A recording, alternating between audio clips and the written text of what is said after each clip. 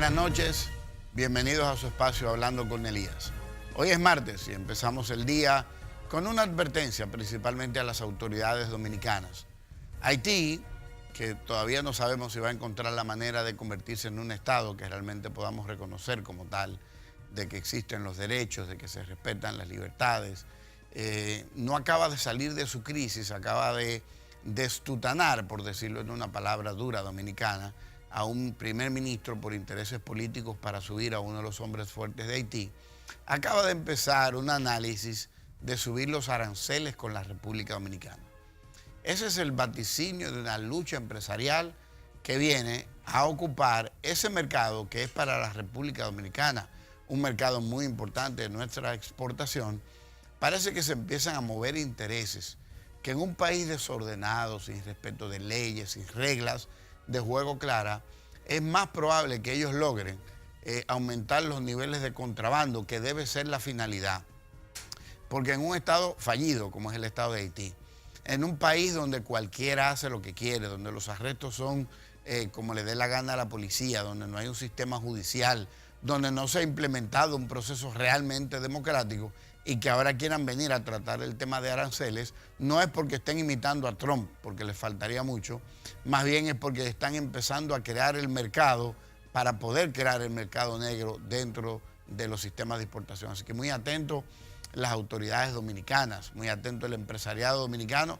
Parece que por ahí viene una ola de negocios oscuros con Haití en esta propuesta, porque un país que lo que necesita es organizar su país y se va a dedicar a un tema de comercio en un país que no hay regulaciones para querer aumentar aranceles con el único vecino que tiene Haití por tierra, el único que le puede llevar por tierra los productos.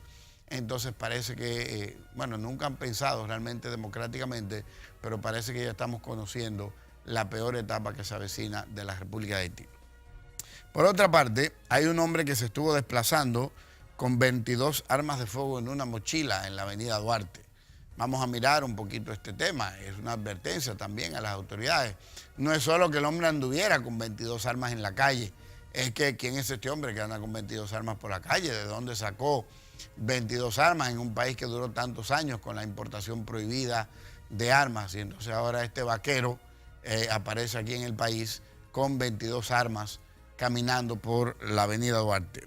Por el otro lado, la rueda de prensa más famosa que Trump ha dado ha sido la rueda de prensa con Putin en Rusia. De ahí lo que ha salido, y los demócratas han aprovechado el momento para unas críticas, para navegar sobre la forma de ser de este presidente sui generis de los americanos, y también sobre la forma en la que Putin, porque a veces en política uno tiene que saber muy bien y muy claramente qué es lo que persigue el otro.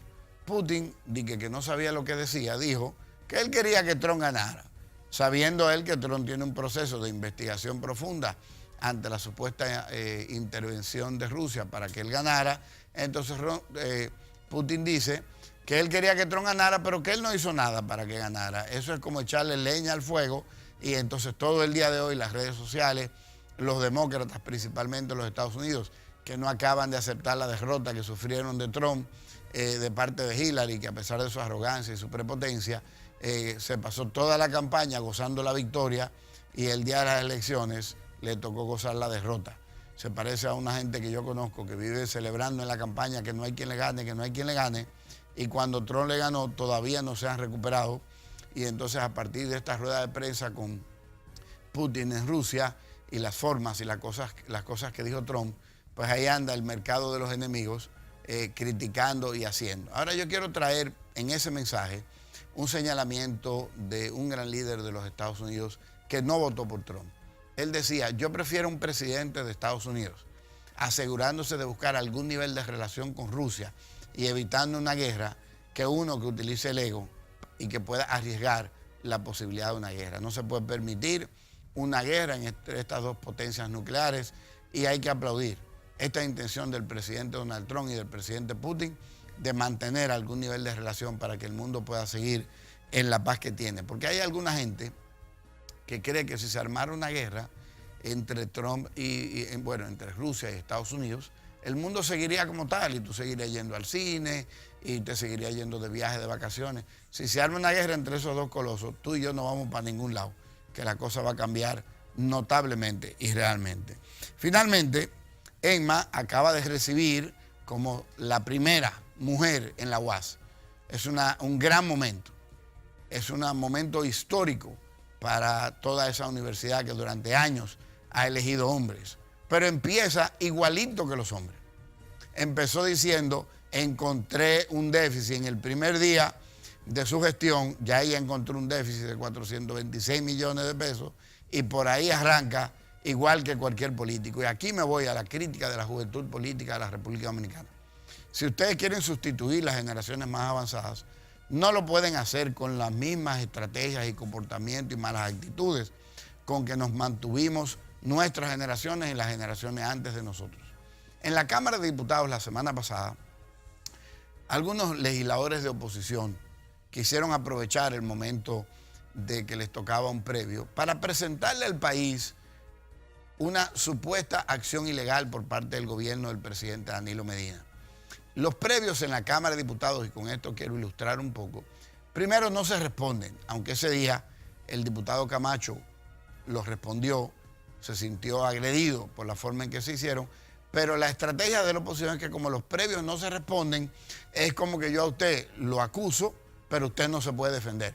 Entonces ellos levantaron una acción que si tuvieran alguna prueba de verdad, la estuvieran presentando en una rueda de prensa en la Corte, tiraron una información, se prepararon con cámaras, periodistas que están coludidos con ellos en esta acción, prepararon unos videitos muy bonitos para las redes y llenaron el país de la mentira sobre una información de los trabajos de Joao Santana y su esposa con el gobierno dominicano. En el día de hoy, la diputada Miriam Cabral, que hizo la gestión de procurar la información real por parte del gobierno con respecto a la información que mencionaron estos legisladores, porque enseñar una hoja en un discurso de 15 minutos y no pasar pruebas por todos los lados, porque usted y yo debemos saber que si esos diputados hubieran encontrado una prueba real de un sistema de corrupción instalado en el gobierno, la tuvieran todos los periódicos del país y la tuviéramos usted y yo en la mano. Lo que pasa es que se ha creado la costumbre de que los legisladores, para alcanzar su ascenso político, lo que hacen es hablar sin hacer. Hablar, solo hablar, porque eso les dice que son las nuevas y los nuevos héroes y heroínas de la República Dominicana, incentivan el odio en una generación de la cual no está participando mucho en política, pero está muy atenta a la defensa de su país. Y de repente tú tienes a gente odiando sin saber por qué odia, maldiciendo sin saber por qué maldice.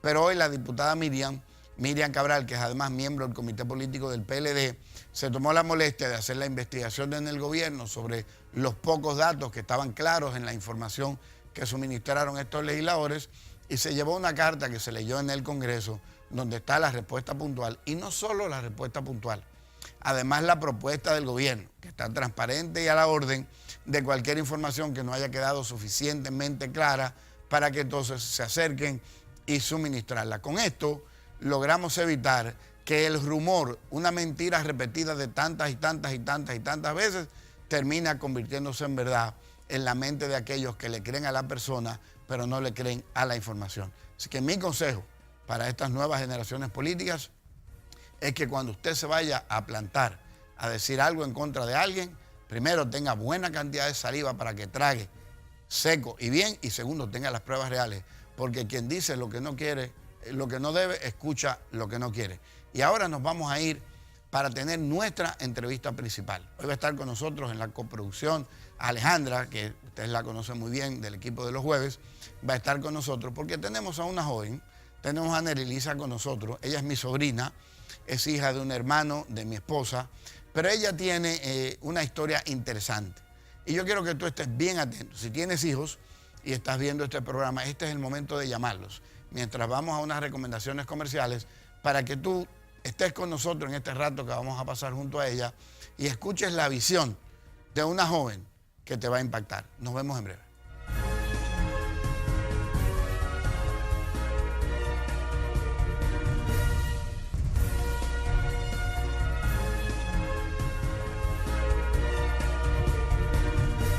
ya estamos en nuestra entrevista principal de la noche. Con nosotros está Alejandra. Miren qué bonita vino hoy, toda elegante. Se pasó el día en las altas esferas del Congreso, en el Senado. Le dio una pasadita a la Cámara de Diputados hoy para que no nos sintiéramos mal. Y con nosotros aquí a nuestra izquierda, Nerylisa Ibar. ¿Cómo estás? Muy bien, muchas gracias. Gracias por aceptar la invitación. ¿Cómo te sientes? Bien, gracias por invitarme. Acabas de regresar de un viaje, ¿cierto? Sí, acabo de regresar de España. Bueno, como pueden ver, pero yo voy a dejar que ella lo diga con la frase que dijo el día de su grado. ¿Tú te graduaste de qué universidad, Nerylisa? Pucamaima. ¿Y en qué rama? Licenciatura en Derecho. Licenciatura en Derecho. Hubo una frase que tú dijiste el día de tu graduación. ¿Tú te acordarás de esa frase? Uy, dije tantas cosas que no me acuerdo exactamente. Tú dijiste algo sobre la visión. No recuerdo exactamente la frase. Tú dijiste ese día que lo que tú no tenías era vista, pero que sí tenías visión. Ah, por supuesto que sí. Nunca se me olvida, yo estaba ahí ese día. Nerylisa tiene lo que para mucha gente sería una excusa, tiene una razón y ha hecho de su vida un reto de manera continua, de lo cual yo personalmente y toda la familia se siente muy orgulloso. Y nosotros queremos hablar con ella sobre su vida. ¿Cómo va tu vida, Nerylisa? Bueno, mi vida va muy bien. Acabo de regresar de una experiencia maravillosa en España, donde estuve realizando una maestría. Y bueno, ahora me integro a mi país, al que le espero servir con ese conocimiento que adquirí. Y entonces, ¿qué fue lo que estudiaste allá? Hice una maestría en Relaciones Internacionales en la Universidad de Nebrija. Una maestría en Relaciones Internacionales. Alejandra es abogada. ¿Tú conoces a Alejandra de antes? Claro, Alejandra y yo tomamos clases juntas. Alejandra, cuando hablábamos de ti hoy, decía que cuando tu papá le preguntó, ¿y cómo iba ella en el derecho? ¿Cómo fue que tú dijiste, Alejandra? Que no había, no había competencia. Que no había competencia. Tú te graduaste con un reconocimiento dentro de lo que va a ¿cierto? Sí, con summa cum laude. Summa cum laude. Qué bueno. ¿Y estuviste trabajando o estás trabajando en el Tribunal Constitucional? Sí, en el Tribunal Constitucional.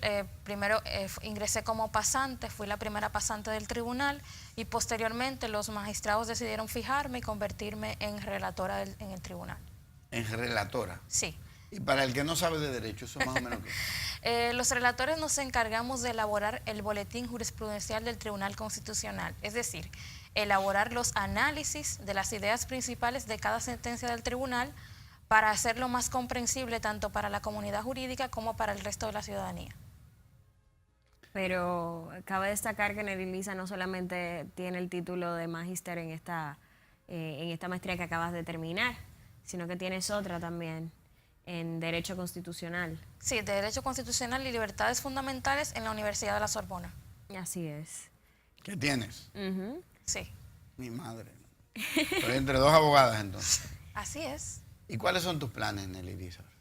Mire, yo vengo al país con el objetivo de, primero, integrarme a mi trabajo, por supuesto, tratar de servirle a través de mi trabajo al país, de contribuir con esos conocimientos que adquirí, pero también tengo el objetivo de continuar formándome, continuar haciendo nuevas maestrías e incluso con posterioridad un doctorado, porque estoy muy interesada en completar mi formación académica y en continuarla. ¿Y el doctorado en? El doctorado podría ser en ciencias políticas, que me interesa mucho, o profundizar también mi formación en las relaciones internacionales, que sería para mí un gran placer. He escuchado que tú tienes interés de entrar en la rama de internacionales, en diplomacia, algo de eso, que te gusta esa área. Sí, estoy muy interesada en contribuir al país en la esfera diplomática, porque creo que los jóvenes que nos formamos en las relaciones internacionales no tenemos una aplicación mejor de nuestros estudios que en la transformación del servicio exterior dominicano y en la proyección renovada de nuestro país. Eso es un reto importante. Ahora yo quiero entrar en un tema que seguro la gente va a esperar que te pregunte. Tú tienes una realidad con el tema de tu ausencia de vista, es que tú le llamas. ¿Cómo es que le llamas? Sí, una discapacidad visual. Una discapacidad visual. Sí. ¿Qué te impulsa a luchar cuando cualquiera que le da gripe en este país se acuesta y no va al trabajo durante una semana y después hay que darle otra semana más para que se recupere del descanso de la gripe porque le dobló la espalda? Y tú puedes tener lo que alguien llamaría una razón para no hacer. Y sin embargo, y lo puedo dar de testimonio, porque como dije al principio del programa, ella es hija de un hermano de mi esposa, siempre te veo luchando y superándote. Primero porque considero que es un deber formarse, educarse, capacitarse, un deber con la familia, con una familia que invirtió tantos recursos humanos y económicos para mi educación, conmigo misma, pero también con mi país, porque yo creo que a través de la experiencia de verme participando en la esfera jurídica o de verme interactuando en un futuro en el ámbito diplomático, los dominicanos podrán comprender que la falta de visión no determina el tipo de persona que uno debe ser y que no incide acerca de la capacidad que uno tiene para formarse y para ser útil. Yo creo que... Cuando uno oye eso se le ponen los pelos de punta, ¿no? Sí, es así. Pero yo que vengo compartiendo con Nerilisa desde mucho antes de entrar en la universidad, me imagino, me veo como una testigo de que yo creo que el que quiere realmente tiene la capacidad de poder. Primero es que Nerilisa ha demostrado que no tiene ningún tipo de discapacidad para hacer las cosas que ella desea hacer. Y lo segundo es que ha hecho que las personas que las rodean a ella tampoco sintamos una discapacidad por parte de ella y hace que refuerce la forma en la que nosotros podemos lograr las cosas. Es una energía que se contagia. Y, que empodera a uno. Exacto. Y a mí me parece que estar vinculada con personas como Nerilisa, en definitiva, marcan tu vida y tu día a día más que nada. Porque yo tuve la oportunidad de estar con ella día a día en muchas ocasiones y eso, la realidad es que empodera. Pero yo quisiera que le diéramos paso a un tema que a mí me parece trascendental. Pero antes hay una preguntita que yo quiero hacerle, porque yo quiero que la gente... Vamos a ver. ¿Cuál es el rol de tu papá en tu vida? Uy, papi es fundamental junto con mami. Papi es el que se levantaba a las 5 de la mañana a leerme para la universidad cuando no había forma de escanear los libros. Papi siempre ha sido el que me ha enseñado matemáticas, el que me enseñó química, el que me impulsó a la lectura, al conocimiento, con el que aprendí inglés.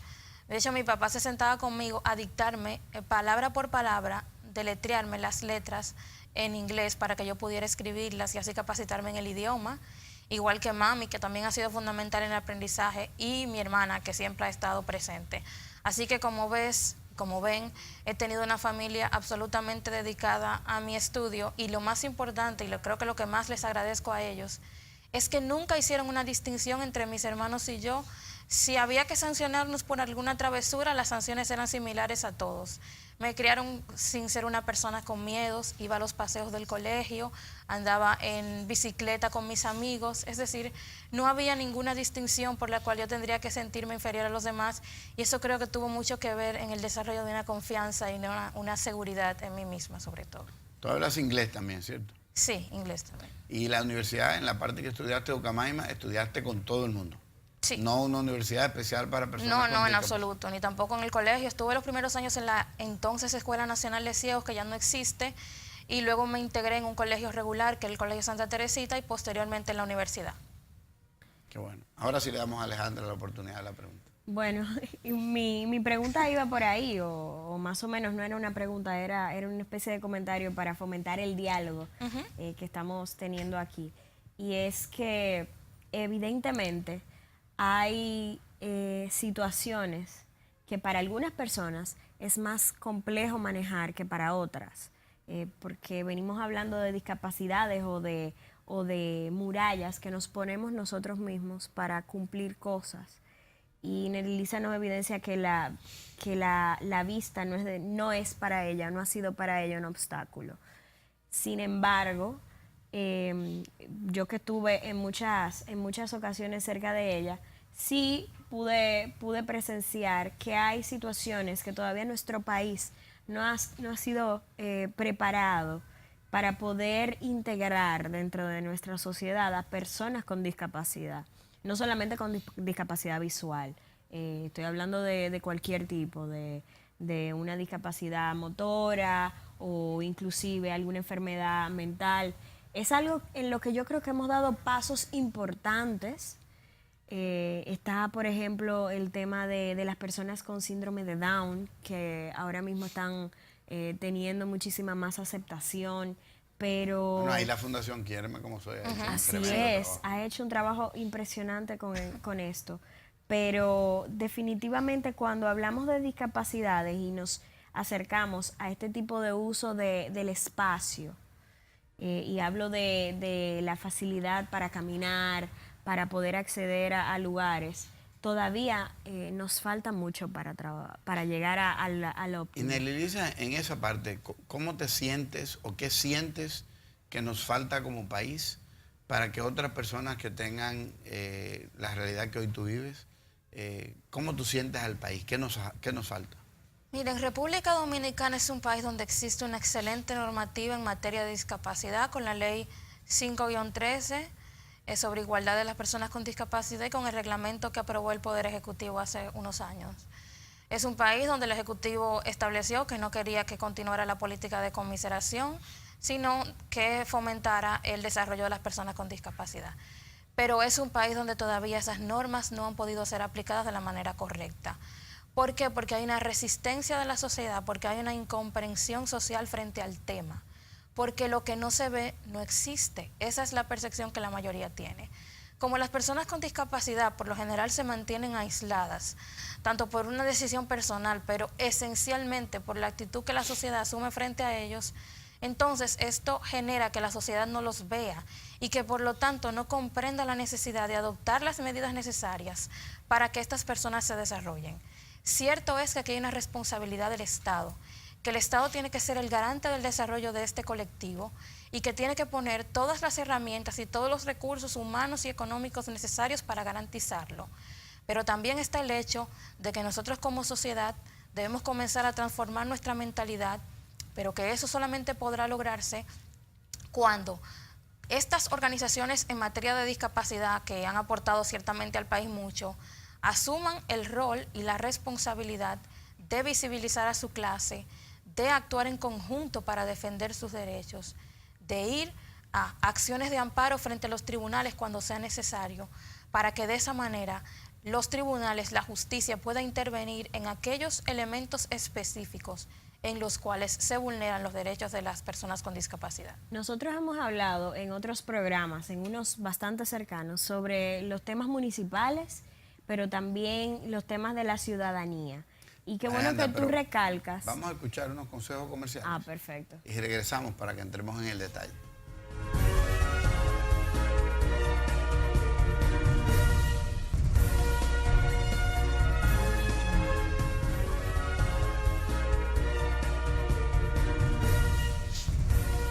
Muy buenas noches, gracias por seguir sintonizando Hablando con Elías. Esta noche tenemos a Nerilisa Aybar y estamos hablando sobre la inclusión de las personas con discapacidad en la sociedad. Antes del corte estábamos mencionando que es una labor o un deber de la ciudadanía empezar a involucrarse en los temas que tienen que ver con las debilidades que tiene nuestra sociedad. Sí. Para incluir a personas con discapacidad. Y comentaba yo antes de irnos que habíamos hablado anteriormente en este programa sobre los temas municipales y la ciudadanía. Y me parece que, sobre todo en el ámbito municipal, hay o debe haber una participación activa de este entorno o de este sector político para poder adecuar los espacios de recreación a personas con discapacidad. Pero también Nerilisa recalcó algo muy interesante. Hay un deber de nosotros como ciudadanos, y no como ciudadanos, como personas, de empezar a entender y de empezar a vincularnos y aceptar y también incluir dentro de nuestro círculo a personas que tienen diferentes tipos de discapacidad. Porque si bien el Estado debe ser el garante de una serie de derechos, de asuntos materiales o de manera general con relación a este tema, hay un trabajo personal que puede ser un gran obstáculo para que las personas que tienen algún tipo de discapacidad se desarrollen de la mejor manera dentro de la sociedad. En tu experiencia en España ahora, ¿qué tiempo estuviste? 9 meses. 9 meses. Y viajaste, tengo entendido. ¿Fuiste a algunos lugares? Sí, fui a Alemania, Francia, Bélgica, Fui a Holanda, visité Turquía, me pareció una experiencia maravillosa, e Israel también. ¿Turquía te pareció una experiencia maravillosa? Sí. ¿Qué viste en Turquía que era maravilloso? Es que fui a Estambul, fuimos a la cuna del Imperio Otomano, fuimos a Hagia Sofia, que era la antigua Santa Sofía, cuando fue conquistada por los musulmanes Constantinopla, que ahora es Estambul, entonces se convierte en Hagia Sofia, la mezquita. Tuvimos la oportunidad de entrar allí, de verla, tuvimos la oportunidad también de interactuar con unos guías que nos dieron un paseo no solamente cultural, sino histórico sobre la ciudad. Y es maravilloso ver cómo en esa ciudad conviven diferentes culturas, interactúan. Lo mismo pasó con Israel también. Tengo entendido, Nelisa, que el embajador les hizo un reconocimiento, una especie de celebración. ¿Qué pasó? ¿Qué motivó al embajador a tener ese nivel de contacto especial con ustedes? Lo que tuvimos con el embajador fue primero una conferencia en la que tuve la oportunidad de participar en honor al aniversario de la Constitución Dominicana, el 6 de noviembre del año pasado, que tuvo lugar en la Universidad de Nebrija. Y bueno, allí tuvimos la oportunidad de conversar con los dominicanos de la comunidad sobre la Constitución Dominicana, sobre las perspectivas de transformación del Estado que esa nueva Constitución ofrece y sobre las formas en las que se pueden garantizar las cosas y lograrlas, porque yo creo que aquí lo que se trata es de concretar todo lo que dice la Constitución.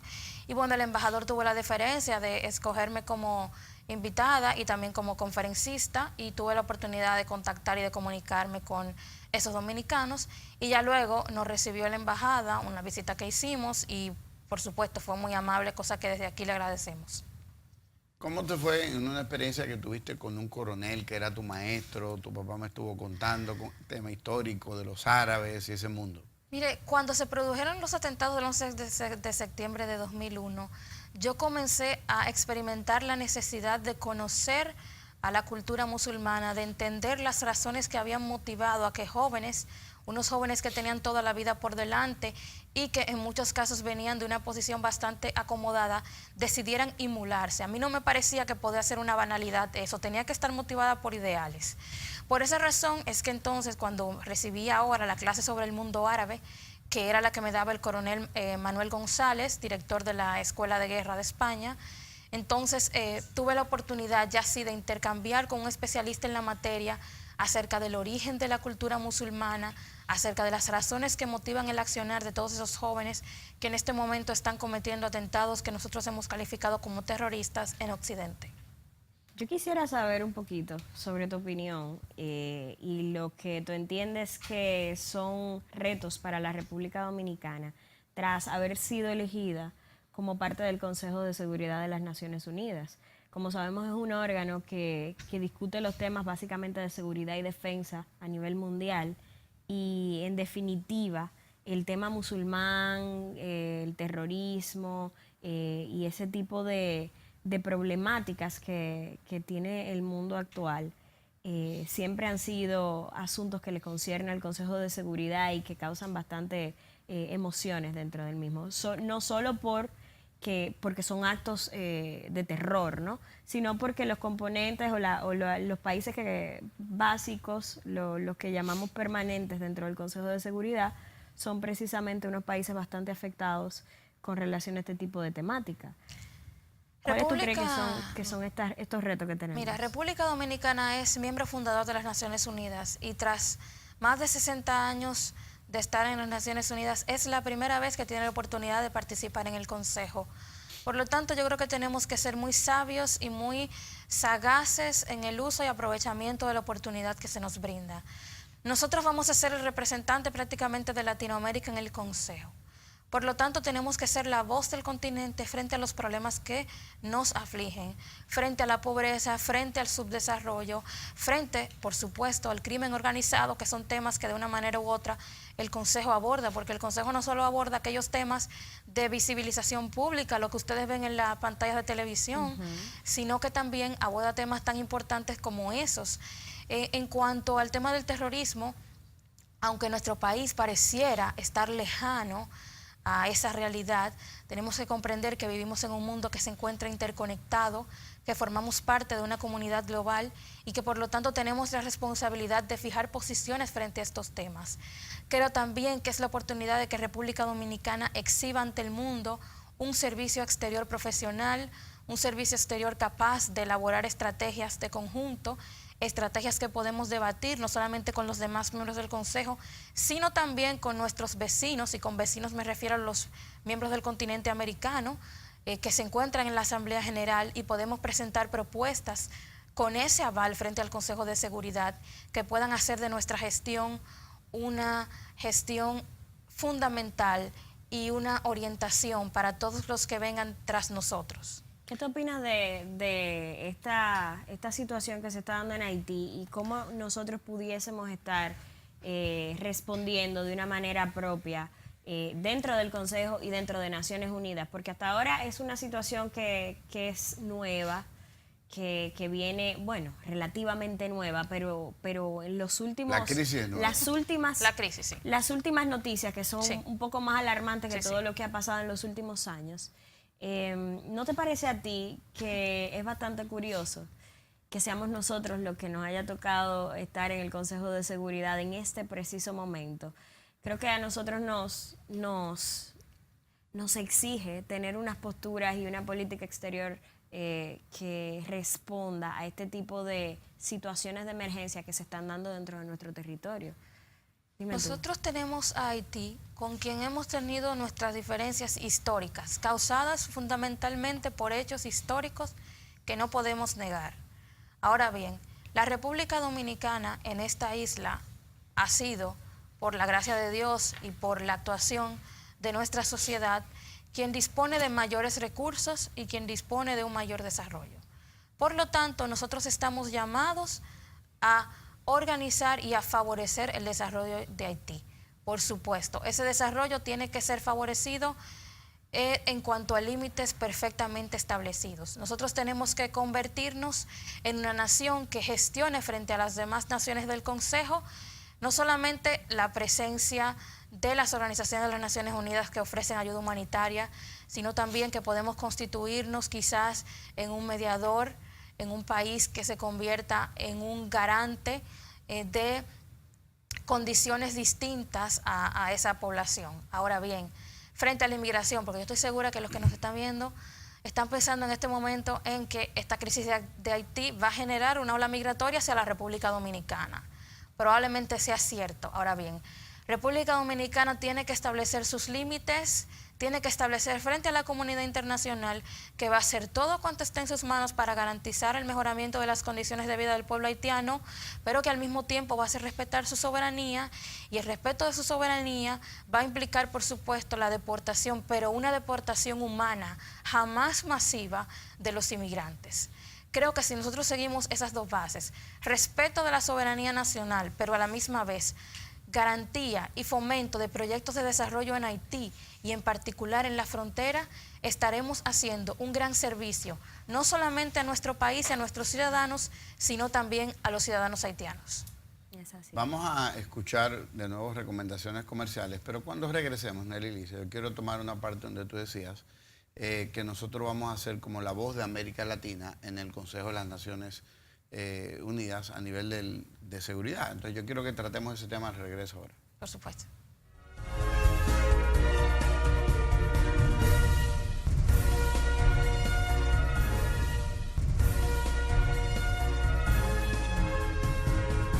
Melissa, te decía que estando República Dominicana en el Consejo, tú citaste algo que me llama la atención, porque tú decías que ahora República Dominicana es como la voz de América Latina en el Consejo. ¿Podríamos entonces nosotros decir que deberíamos generar una idea en la cual se cree un organismo de contacto con toda la América Latina encabezado por República Dominicana para convertirnos en el transmisor de la voz de los países democráticos de América Latina? Yo creo que más que una posibilidad, una responsabilidad de la República Dominicana de convertirse en la voz de los países de América Latina. Creo que estamos en un momento esencial para hacerlo. Nosotros fuimos presidentes de la CELAC hace un tiempo. Nosotros aquí tuvimos la reunión de CELAC, nosotros estamos en el Sistema de Integración Centroamericano. Nosotros hicimos el intento, el único intento real y honesto de mediación con la situación de Venezuela. Así que creo que tenemos el aval necesario para convertirnos en una nación en la que los demás países de América Latina puedan depositar su confianza y podamos elaborar proyectos comunes que sean transmitidos al Consejo de Seguridad y que también sean desarrollados en otras organizaciones de integración que no solamente implican el Consejo, sino otras organizaciones que se han constituido recientemente, como la CELAC ya mencionada. Bueno, ahí tienen un consejo las autoridades del gobierno, el canciller, el presidente de la República, de una joven que tiene una visión del mundo y un contacto con el mundo sobre cómo debe ser el futuro. Ahora vamos a entrar en la generación. Tú eres de una nueva generación y ahorita tú decías que hay una responsabilidad en esta generación. ¿Cuál tú sueñas o qué tú crees que va a ser tu mayor aporte a la República Dominicana? Yo creo que mi mayor aporte a la República Dominicana va a ser no traer una nueva visión, porque yo creo que la misma visión que yo tengo la tienen muchos, sino unir esa visión a una capacidad de trabajo, a una voluntad sin par para contribuir al mejoramiento de las condiciones sociales de mi país y sobre todo a un interés irrestricto de participar en cualquier esfuerzo de transformación de la sociedad que no solo provenga del gobierno dominicano, sino también de las instituciones privadas. Porque hay que entender que más allá del gobierno se encuentra el Estado y que todos nos debemos a él, que por lo tanto, indistintamente del partido político al que cada quien pertenezca, tenemos la responsabilidad de contribuir con el mejoramiento de la sociedad dominicana y que eso podemos hacerlo, tanto desde el ámbito público como desde el ámbito privado. Nelisa, ¿qué tú opinas después de haber tenido contacto con otro tipo de culturas que la República Dominicana debería fortalecer como cultura dominicana? Creo que la República Dominicana tiene que definir un nuevo modelo de educación. Ciertamente hemos hecho notables esfuerzos en la ampliación de la capacidad de aulas que tenemos, estamos invirtiendo el 4% del Producto Interno Bruto en educación, hemos hecho algunas mejoras al currículum educativo, pero yo creo que hay que hacer mucho más. El dominicano tiene que ser un joven preparado para interactuar con las nuevas tecnologías, pero sobre todo para interactuar y para conocer lo que el país necesita. ¿Qué es lo que como nación necesitamos? ¿A qué modelo de desarrollo estamos aspirando? Estamos aspirando a un modelo de desarrollo de empresas tecnológicas, de ensamblaje de tecnología. Vamos a unir eso al turismo, porque ciertamente el turismo es importantísimo para nuestra isla. De él extraemos muchos recursos, pero creo que eso tiene que ser un elemento del desarrollo, pero que nuestro desarrollo no se puede sustentar en un solo elemento, sino que tiene que integrarse otros factores como el desarrollo empresarial, el desarrollo económico. Tenemos que tratar de capacitar a nuestros jóvenes en historia, de capacitar a nuestros jóvenes en nuevas lenguas, no solamente en inglés. Ya el inglés es un idioma casi que necesario, ya no es un lujo como antes. Hay que enseñarle francés, hay que enseñarle alemán, pero hay que enseñarle un buen francés. No es que nuestros niños van a salir de la escuela y van a decir que saben hablar el idioma sin que realmente lo sepan. Alejandra y hasta tú, tío, todos hemos sido víctimas de eso. Nos decían en la escuela que nos iban a enseñar inglés, que nos iban a enseñar francés, pero cuando salíamos de allí no sabíamos hablar los idiomas. Y eso en un mundo como hoy implica el aislamiento y nosotros como nación no podemos permitir que eso nos ocurra. Nelisa, en televisión el tiempo pasa sumamente rápido. Yo creo que todo el que nos ha visto en la noche de hoy va a opinar lo mismo que opinamos en la familia. Tú eres un modelo, un ejemplo, una inspiración para mucha gente. Gracias, Alejandra, por acompañarnos. Pero hay un tema que yo quiero que te despidas con la respuesta a este tema. Estuvimos hablando, Alejandra y yo, hoy en el Congreso sobre la necesidad de que el modelo de educación fortalezca el magisterio, pero no solamente en temas salariales y eso. Hablábamos de capacitar al profesor en enseñarle el mundo. Ahí, ¿cómo tuviste los profesores que tuviste allá en España? Miren, los profesores, en principio, era una maestría, todos tenían el grado de doctor. Todos eran doctores. Todos habían tenido una experiencia en el exterior. En la universidad solamente se recibían profesores que tuviesen ese grado de conocimiento. Eran profesores con un dominio de la cultura general impresionante. Profesores que, pese a la realidad europea en la que vivían, no dejaban de conocer a Latinoamérica, no dejaban de saber nuestras necesidades y de conocer nuestros principales problemas. Por eso la República Dominicana tiene que formar profesores que tengan un dominio de los principales temas, no solamente de nuestra nación, sino también del mundo.